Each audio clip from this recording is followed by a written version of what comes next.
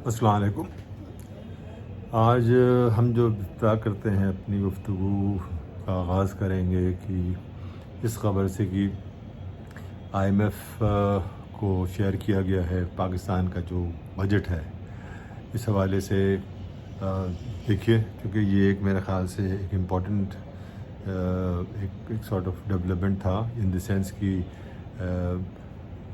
वो देखना चाहते हैं इससे पहले, यानी कि अभी ये इसके अंदर काफ़ी उम्मीद है और ये अभी ख़त्म नहीं हुआ है और प्राइम मिनिस्टर भी कॉन्फिडेंट है कि ये डील जो है वो जाके 9th रिव्यू के हवाले से बात कर रहा हूँ कि ये क्लोज़ हो जाएगी। और मेरा ये ख्याल है कि इसके बाद पाकिस्तान को एक सॉर्ट ऑफ ब्रीदिंग स्पेस वक्ती तौर पे तो मिल जाएगा और उससे कुछ चीज़ें फिर मैं समझता हूँ कि कुछ अरसे के लिए पॉजिटिव डायरेक्शन होगा इन द सेंस कि सबसे बड़ा तो इसमें जो मूव मैं देखता हूँ शुरू में, वो रुपया जो है वो बड़ा गेन करेगा।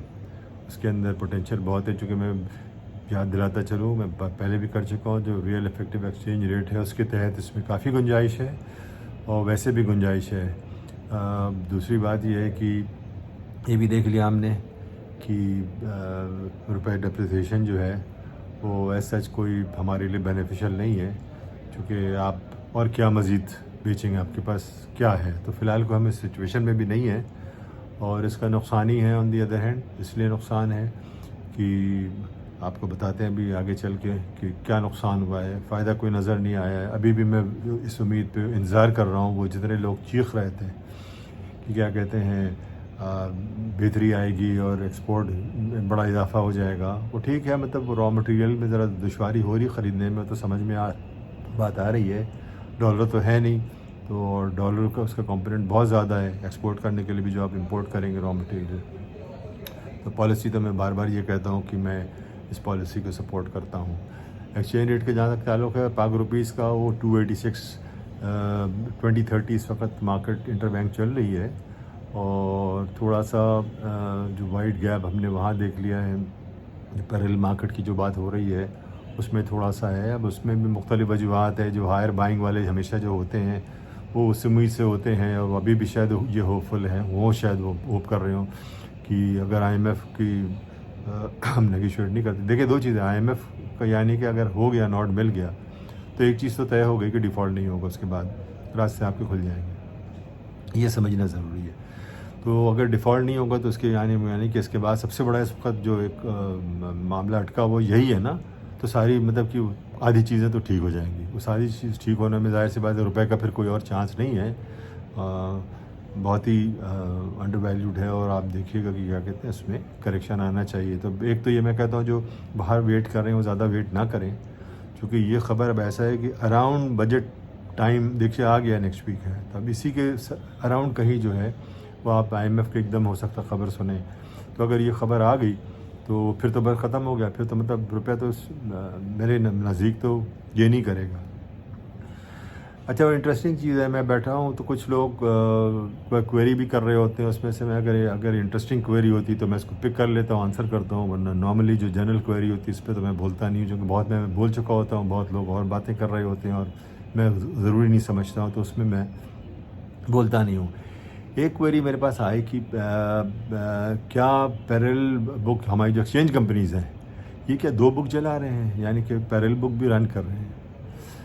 यार मैं तो ये समझ में नहीं, और ये मुझे से ये कहा कि उन्होंने कहीं पढ़ा है। अच्छा, मैंने तो इत्तेफाक से मेरा इत्तेफाक नहीं हुआ पढ़ने का, लेकिन मेरी ये समझ में नहीं आता है कि ये इस तरह की बातें एक तो क्यों लिखते हैं, पता नहीं वो रिसर्च करते हैं, या मैं ये कहूँगा कि चूँकि शायद वो लिखने वाले हैं उनका प्रैक्टिकल एक्सपीरियंस नहीं होता है, उन्होंने काम नहीं किया हुआ होता है।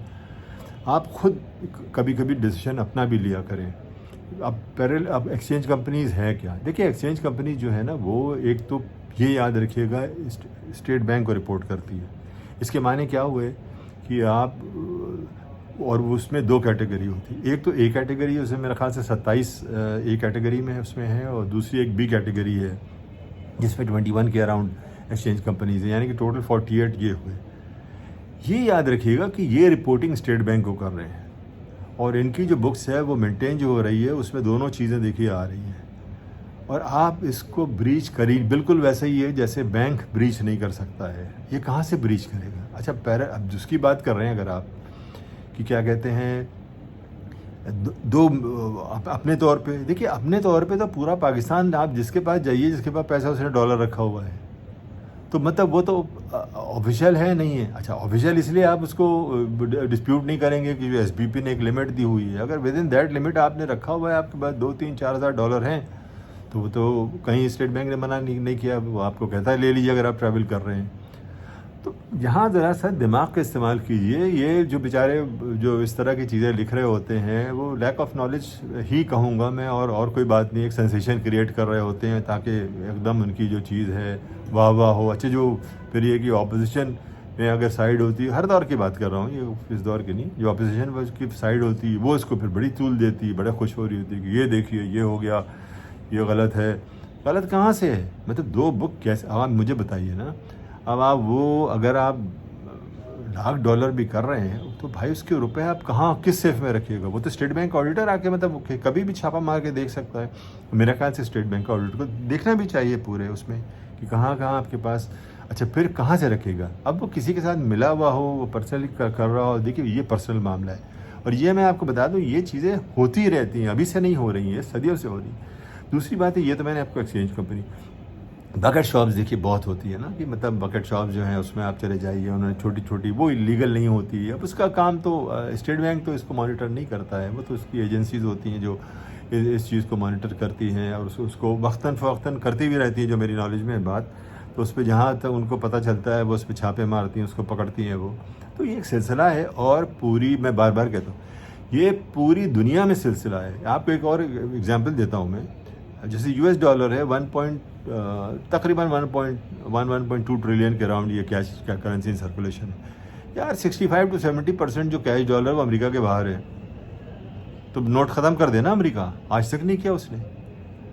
तो भाई अब कुछ ग्लोबल पॉलिटिक्स भी समझिए, चीज़ों को समझने की भी कोशिश कीजिए, क्या वजूहत है, क्या इंटरेस्ट है, किस टाइप का है। तो ये मार्केट ऐसी है जो आप कभी रोक नहीं सकते। दुनिया में हर जगह आप चले जाइए, 2 मार्केटें चल रही होती हैं, और बहुत ही क्वेरी मेरे पास आती है। सिर्फ पाकिस्तान नहीं है, ये हर जगह है। मतलब ये है कि इस तरह की चीज़ें जो हो रही होती हैं, जो आप सुनते हैं तो उस अकाउंट में रख लिया, वो कौन से अनडॉक्यूमेंटेड चीज़ें तो होती हैं ना, जो दुनिया जहान से लोग रख रहे हैं। सिर्फ पाकिस्तान से तो ये नहीं हो रहा है। हाँ, पाकिस्तान से भी हो रहा है, ज़्यादा इसलिए हो रहा है कि आपकी इकोनॉमी जो है वो अनडॉक्यूमेंटेड इकोनॉमी का साइज़ जो है ना बहुत बड़ा है। वो आप टैक्स टू जीडीपी आपका जो है 10%, बिलो 10% चला जाता है। खैर, तो ये वो चीज़ें हैं जो थोड़ी सी मतलब कि आप लोग को समझना चाहिए। दूसरी बात ये है कि कल एक नंबर स्टेट बैंक ने रिलीज़ किया है, जो हमारे टोटल डेट है वो तकरीबन 10.3 से ट्रिलियन से, मतलब ये है कि उसमें आपने इजाफा 10 महीने में देखा है, और 58.6 ट्रिलियन हो गया है, जो कि जाहिर सी बात है अलार्मिंग चीज़ है। इसमें एक्सटर्नल जो आपका ख़ास तौर पे जो नंबर जो आपका राइज़ हुआ है वो 5.3 ट्रिलियन। अब आप जब देखें ना, अब उनसे पूछिए ना भाई, जो बड़ा डेप्रिसिएशन का मतलब फेवर किया करते थे, तो वो तो होगा भाई आपका। जब इतना आप डेप्रिशिएट करेंगे तो उसका 2 ट्रिलियन का रुपीज़ का तकरीबन तो यही इम्पैक्ट आ गया उसका। अगर आप बैठ के कैलकुलेट कीजिए, in dollar term over 7 billion dollar बन जाते हैं 2 ट्रिलियन जो है। तो मतलब ये इसमें एक आपको बड़ा बैलेंस करके वो चीज़ें चलनी पड़ती हैं, और उसमें बहरहाल कोशिश है उसको रिड्यूस क्यों नहीं हो रहा है, क्योंकि आपके एक्सपोर्ट्स को में इजाफा नहीं हो रहा, वो उसमें कमी है। टैक्स आप रेवेन्यू कलेक्शन जो है वो पूरा नहीं कर रहे हैं। जब तक आप टैक्स वाल इनका आप जनरेट नहीं करेंगे, वहाँ रेवेन्यू कलेक्शन बढ़ेगा नहीं, तो आपके पास ये प्रेशर रहेगा। तो ये सब हक़ायक़ है। दूसरी बात ये है कि मैंने देखा कि सब नेगेटिव चीज़ को लोग पिक कर रहे होते हैं। सीमेंट इंडस्ट्री देखिए, अभी सीमेंट डिमांड पिकअप की है मई के महीने में, उसका भी तो जिक्र करें ना भाई। मतलब ये है कि 20% जो है उसमें इजाफा हुआ है, तो ये एक पॉजिटिव चीज़ है और ये एक अच्छी डेवलपमेंट है। इससे मैं समझता हूँ, और दोनों चीज़ इसमें हुई है। आपको पता है इसमें एक्सपोर्ट में भी इजाफा हुआ है, और डोमेस्टिक मार्केट जो उसमें भी आपने एक्टिविटी देखी। और हमेशा जो सीमेंट से मतलब जो कंस्ट्रक्शन रिलेटेड इंडस्ट्री है वो हमेशा इकोनॉमी को स्टिमुलेट कर रही होती है, उसके लिए वो बेनिफिशियल होता है।